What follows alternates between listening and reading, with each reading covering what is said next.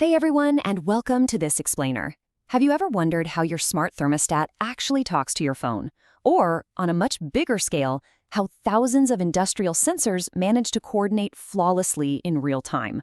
Well, today, we're going to absolutely demystify this. We are unpacking exactly how embedded systems connect to the broader digital world. Okay, let's dive into this. Just look at the sheer scale of this illuminated city grid. It brilliantly captures the vast, interconnected world of IoT, the Internet of Things. I mean, we're talking about literally millions of physical devices exchanging data seamlessly across smart cities, automated factories, and, of course, our very own smart homes. Now, it's not magic. It relies on a very specific set of languages or protocols to ensure all that data flows reliably. So, to make sense of our IoT toolkit, here is our roadmap. First, we'll decode the architecture. Then, we'll systematically unpack the major protocols, Wi-Fi, Bluetooth, Zigbee, and MQTT, before finally looking at cloud integration. Let's get right into Section 1, decoding the IoT architecture. Before we talk about the how, we need to map out the journey itself. Every single piece of data in an IoT system follows this precise four-step journey. Step 1 is where the physical world meets the digital. Sensors collect data, things like temperature, motion, or soil moisture.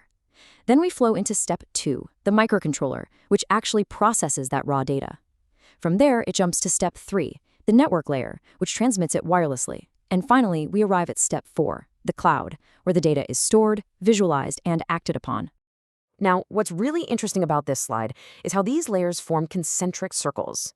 Right there in the middle is the microcontroller. It's absolutely crucial because it acts as the ultimate bridge, connecting the physical hardware layer down below it to the massive network and cloud layers up above. Honestly, choosing the right protocol at this specific bridge will make or break your whole system. Which brings us to Section 2, Wi-Fi, high-speed internet links. This is our first specific tool and probably the one we're all most familiar with. This right here is the ESP32 microcontroller. It's a wildly popular board simply because it has Wi-Fi capabilities built right in. Wi-Fi is kind of your heavy hitter, right? It provides high-speed, long-range links, we're talking up to 100 meters indoors, straight to the internet. But that high performance comes at a steep cost, high power consumption. So Wi-Fi is ideal for devices that have a stable, constant power source plugged right into the wall, like your smart home hubs. But what if you don't have a power outlet?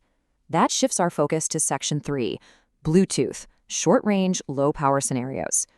So unlike Wi-Fi's big 100-meter reach, Bluetooth operates beautifully in a much smaller localized bubble, usually about 10 to 30 meters.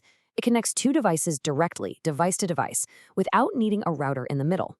Just like a smartwatch syncing to an app on your phone, it is the absolute perfect solution for personal wearables and mobile integrations. So, the crucial point is understanding the difference between the two main versions of Bluetooth. On one hand, we have Bluetooth Classic. High data rate, great for streaming audio to your wireless headphones, but it'll drain your battery pretty quickly. On the other hand, we have Bluetooth Low Energy, or BLE. And wow, BLE is the absolute favorite for low-power IoT sensors. It runs on ultra-low power, meaning a tiny little coin cell battery in a beacon can literally last for months, sometimes years. It's a real game changer. All right, moving to Section 4, Zigbee, the mesh network.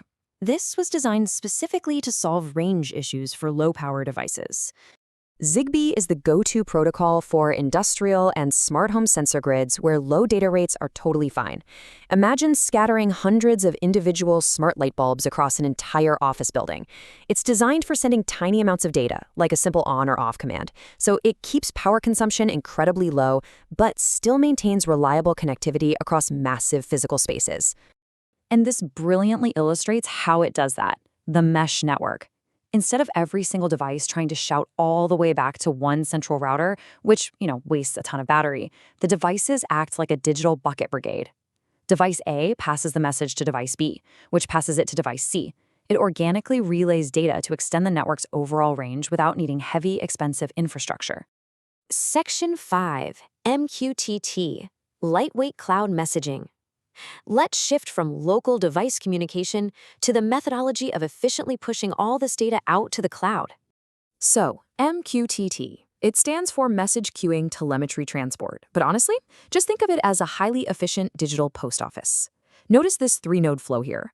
On the left, we have the publisher, say a temperature sensor out in the field. On the right, the subscriber, maybe a dashboard app on your phone. They do not talk directly to each other. Instead, the publisher drops the message at the central broker.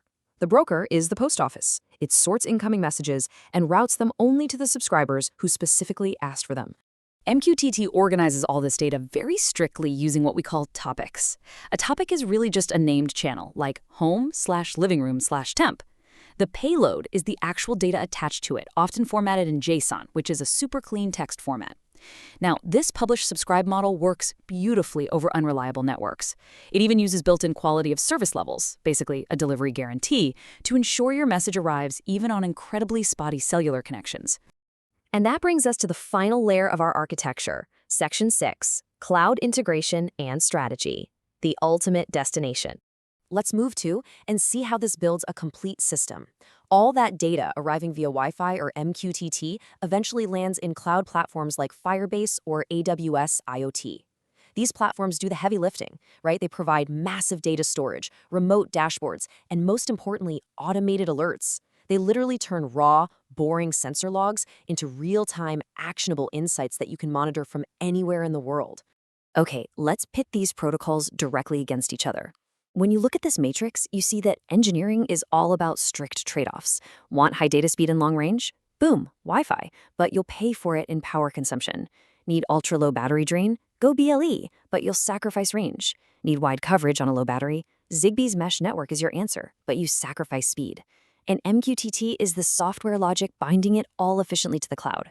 So, to summarize the core takeaways for your IoT toolkit, use Wi-Fi when your device needs the internet and is plugged in.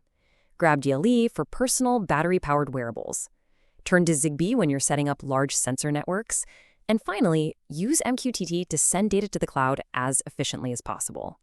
Before we wrap up, let's do a quick mental quiz to test your retention. Which protocol uses a publish-subscribe model? Which one is best for a massive battery-powered sensor network? And what exactly does that MQTT broker do? Keep those answers in mind, because when we look at this whole ecosystem, a profound question emerges. What happens when our world isn't just connected, but entirely autonomous? Soon, billions of these devices won't just be sending data, they'll be making split-second decisions for us. The protocols we explore today are the literal nervous system of our future. It's definitely something to think about, and it perfectly sets the stage for our upcoming explainer on smart home automation with voice control. Thanks so much for exploring with us, and we'll catch you in the next explainer.